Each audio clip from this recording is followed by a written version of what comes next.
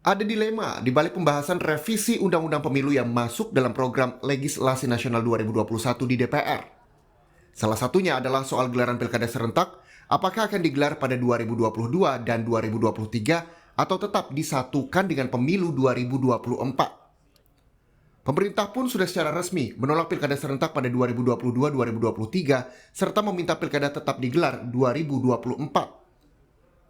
Urgensi revisi Undang-Undang Pemilu pun disebut baru akan dievaluasi setelah 2024 nanti. Pasal 201 ayat 8 Undang-Undang 10 tahun 2016, Pilkada serentak nasional dilaksanakan tahun 2024. Nah, oleh karenanya kami berpendapat bahwa undang-undang ini mestinya dijalankan dulu. Nah, kalau sudah dilaksanakan, nanti tahun 2024 setelah tahun 2024 dievaluasi. Hasil evaluasi itulah yang menentukan apakah Undang-Undang 10 tahun 2016 itu harus kita ubah kembali atau tidak. Atas sikap pemerintah, 9 fraksi di DPR yang mengusulkan revisi Undang-Undang Pemilu kini malah terbelah karena berbagai pertimbangan termasuk koalisi parpol pendukung pemerintah.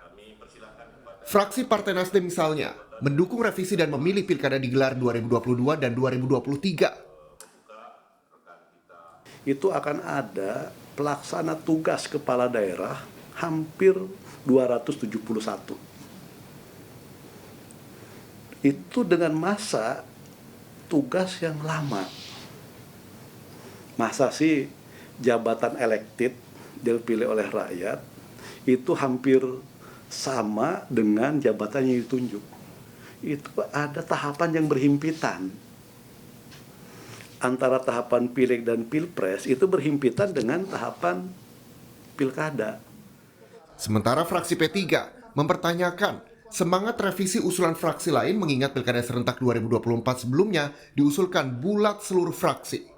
Kepentingannya ini apakah kepentingan nasional, kepentingan bangsa dan negara, atau kepentingan katakanlah kekuatan politik yang ingin merubah. Ini yang harus dijelaskan dulu, dikelirkan dulu. Apalagi negara dalam keadaan seperti ini.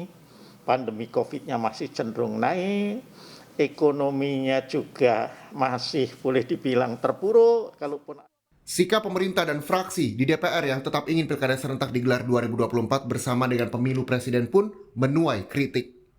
Pasalnya pilihan ini dinilai beresiko besar mengulang kembali kekurangan pemilu serentak 2019 lalu. Betapa beratnya beban yang harus ditanggung oleh penyelenggara pemilihan menyelenggarakan pemilu 5 kotak sekaligus. Saya kira selesai pemilu 2019 dengan ratusan korban yang merupakan ekses dari kelelahan penyelenggaraan pileg pilpres, hampir semua pihak bersepakat. Kita perlu mengevaluasi bagaimana tata kelola pemilu kita di masa yang akan datang. Dan salah satu evaluasi itu adalah membenahi regulasinya. Hampir tidak ada yang bicara soal kita tidak boleh mengulangi apa yang terjadi pada 2019.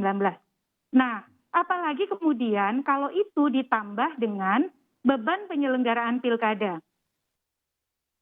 Pemilu 2019 lalu menyisakan duka.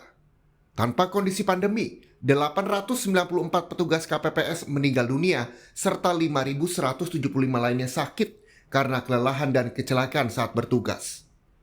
Di sisi lain, jika revisi Undang-Undang Pemilu dibatalkan dan pilkada digelar 2024, maka pada 2022 101 kepala daerah hasil pilkada 2017 dan 171 kepala daerah hasil pilkada 2018 akan berakhir masa jabatannya dan daerahnya akan dipimpin pelaksana tugas dengan wewenang terbatas selama 1 hingga 2 tahun. Tim Liputan, Kompas TV.